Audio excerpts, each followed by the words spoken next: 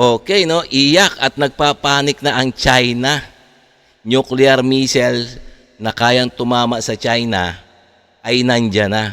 Kasi ang World War II base ibubuhayin muli dito sa Subic, Zambales. Wow, magandang balita to, no? So, itong bibigyan natin ng reaction video, ha. Itong mga napapanahon na balita, may init na issue, lalong-lalo na sa West Philippine Sea. Kasi itong mga Chekwa na to, sinasakop na tayo to ng itong mga walang hiya na to, no? So, itong bibigyan natin reaction at pasensya na, ha. Napakainit ang panahon ngayon. So, super summer na talaga. So, di bale, ang mahalaga makapag-reaction video tayo sa mga maiinit na balita sa ngayon, no? Okay, no? So, please, kung bago ka pa lang sa aking channel, please like and subscribe na lang muna sa ating YouTube channel bago tayo mag-umpisa. And also, siyempre, paki-subscribe kay Melbs Castle, So, sa kanyang video itong bibigyan natin reaction. Okay, umpisa na natin. Iyak ang China sa balitang ito. Titigas ng muka ng Chinese na yan. Inanunsyo tuloy ng Naval News USA na bubuhayin muli ang World War II Subic Bay Naval and Air Station sa Zambales. Dahil... Teka. Ayan, totoo yan, Sabi ng US Naval Base na bubuhayin muli ang Subic, Zambales US base noon.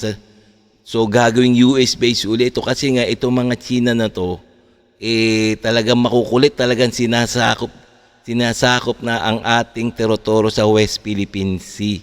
So talagang maglalagay na ng US base sa Zambales uli, ibabalik uli at doon maglalagay ng mga missile. So okay na okay to mga guys. Kasi yan sa dumaraming Chinese maritime militia sa West Philippine Sea. Sawa na ang Philippine Coast Guard at Philippine Navy na palayasin mga Chinese. Palayasin man kasi babalik rin agad.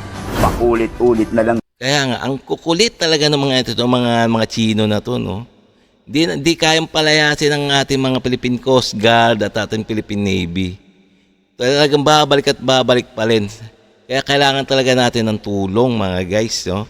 Tulong ng mga ibang bansa. Diba? Bubuhayin muli ang Subic Bay para kung may gawing kakaiba ang China sa West Philippine Sea. Papaulanan agad yan.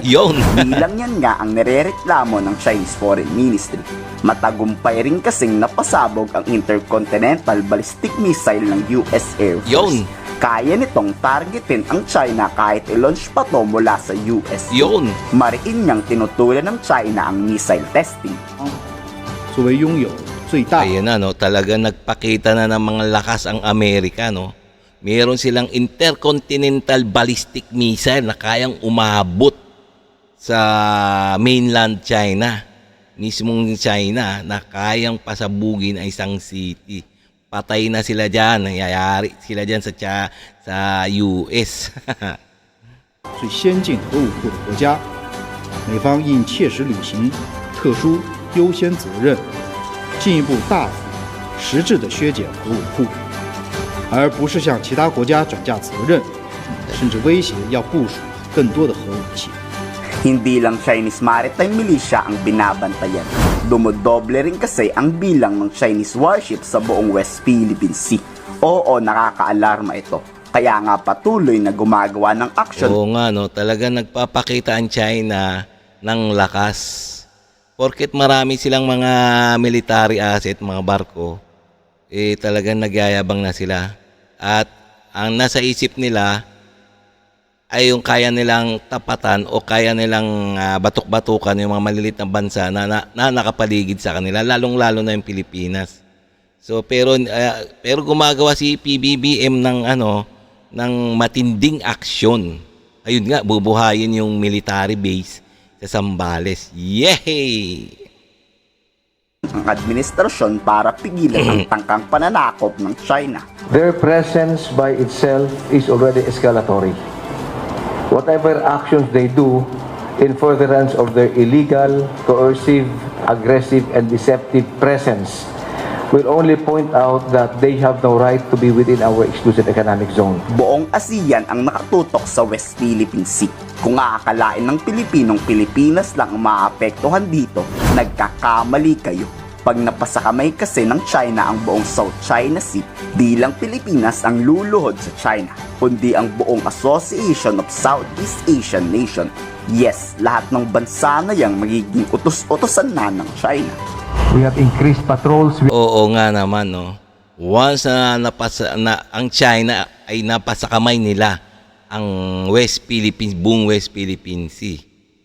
So delikado na ang mga nakapaligid na bansa. So talagang kukutos-kutusan na lang tayo ng China, no? O lalo tayong malililitin. Kaya nga ang US, ang Amerika, handang tumulong sa depensa. Kaya nga kaya nga bubuhayin yata nila yung yung Subic Zambales sa US base. Yan. We are involving our partners and allies. We are not the only one concerned. Even other countries are concerned about that. This is not only a problem of the Philippines, it's a problem of ASEAN and the international community. Una nang sinabi ni Pangulong Bongbong Marcos na hindi tayo unang aatake sa China. Yes. Tayo lang ang dedepensa. Kung maunamang umatake ang mga Chinese, US nang bahalang gumanti para sa atin. Pero syempre, aatake rin tayo pag nangyari. Syempre naman, no? At pagsisisihan raw ng China pag nagkataon. Patuloy ngang nakamonitor ang militar sa lahat ng Chinese warship na naglalabas-masok sa ating EE. Ayun naman pala, no? Talaga naghihintay lang talaga tayo ng atake ng mga China, no? Kasi kumbaga didepensa lang tayo. Kaya nga kaya nga itong mga Chino rin nag-iingat din, no, na pumutok. Kung sino mang unang pumutok, ayun, siya may kasalanan sa mundo. Ganun ang mangyayari ang labanan. Kaya nga puro pananakot na lang itong ginagawa ng mga Chino na do. Baka akala nila madala nila sa banta-banta o pananakot itong mga bansang nakapaligid sa kanila, lalong-lalo na yung Pilipinas. Pero hindi, no? Hindi ganun. Ang mga Pilipino matatapang, no? Ayan na nga, oh. Pinaghahanda na ni PBBM ang Armed Forces of the Philippines para sa depensahan ang ating teritoryo. Easy. That we would not want to use on the military actions, and these things are what we are now, the government's doing is more of the diplomatic track. We observe, we monitor the conduct of their exercise. We check on the details of their capabilities. That's as far as I will go. But rest assured that they showed us, they validated some of our points of what we know about them already. Kung sasabihin na naman mga Pilipinong walang ginagawa ang Philippine Navy, nagkakamali kayo. Hindi lang lahat isinasa publiko para sa Yes, tama. Handa raw ang Pilipinas kung magkagulo. At may nakalatag na hakbang kung Yun. magkakatotoo man. Yes. The actions that we are doing in the West Philippine Sea is to enforce our sovereignty and sovereign rights. We have to understand these are our seas, these are our rights, this is our future.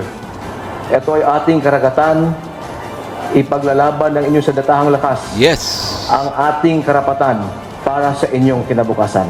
Kayo, Yun. nagustuhan nyo ba ang mga hakbang ng Amerika at Pilipinas para pigilan ang tangkang pananakop ng China sa West Philippine Sea? I-komento sa baba ang inyong salo. Yes. Yes naman, no? Kung ako, nagustuhan ko yung mga plano ng Amerika at US na talagang magtutulungan tungkol sa depensa sa teritoryo ng ating bansa. So, ayun ha. So, talagang naghahanda. Talagang handang lumaban ang ating Armed Forces of the Philippines, no? Handang dumipensa. Ayun ang utos ni PBBM. So, talagang matatapang ang mga Pilipino. Okay, so pwede rin kayo mag-comments dyan ha, mga guys. Okay, mga guys, so hanggang dito na lang tayo, mga guys. So, bago tayo magtapos, please like and subscribe na lang muna sa ating channel bago tayo magsara. Okay?